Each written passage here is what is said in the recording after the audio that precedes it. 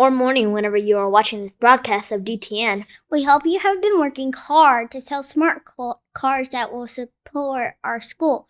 Don't forget, the top winning classes will win a pizza party. Also, don't forget to scan your receipts whenever you are going grocery shopping. Download the Box Tops app, scan your receipt, and you are good to go. This will support our school. Most importantly, don't forget about parent-teacher conferences on Tuesday night. There will be a full day of school Wednesday, but we close on Thursday and Friday. Yeet, yeet! Let's move on to the next segment and check out Ready for Recess with Braylon.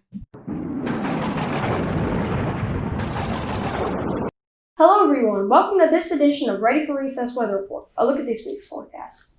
On Monday, it will be mostly sunny with a high of 77 degrees Fahrenheit, and the winds will be light.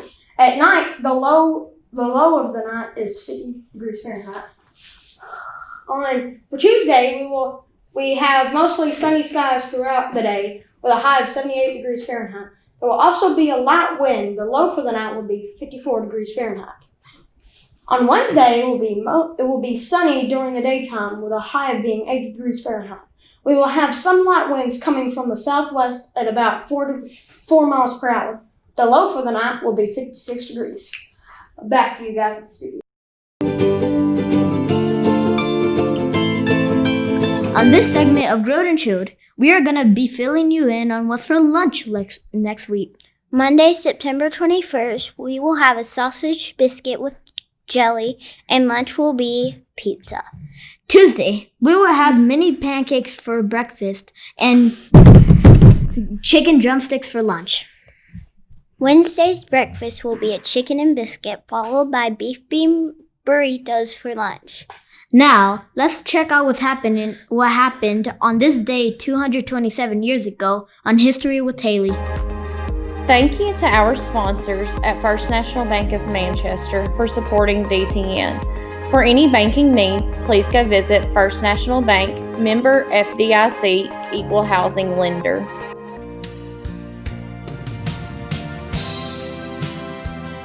Welcome to This Day in History with Haley. Today we will be talking about what happened on September 18th, 1793.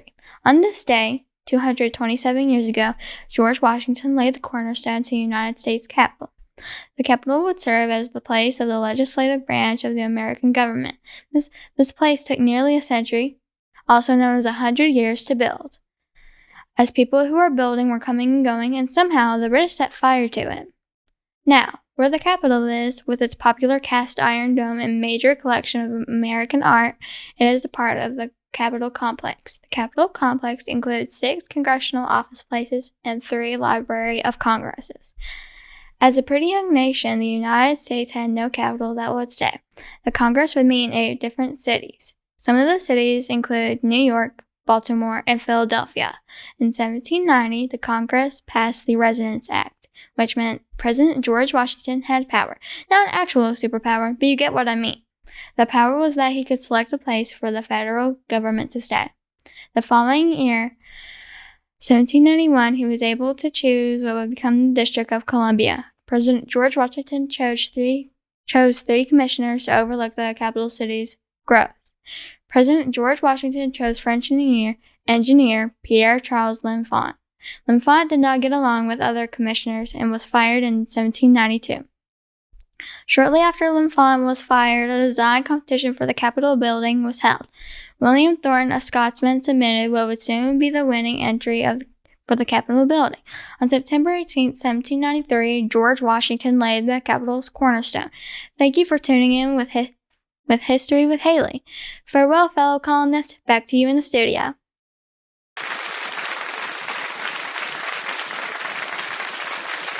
Nurse Donna is our Staff of the Year. Our students and staff at Deerfield Elementary appreciate her greatly. Now we will share why we love Nurse Donna.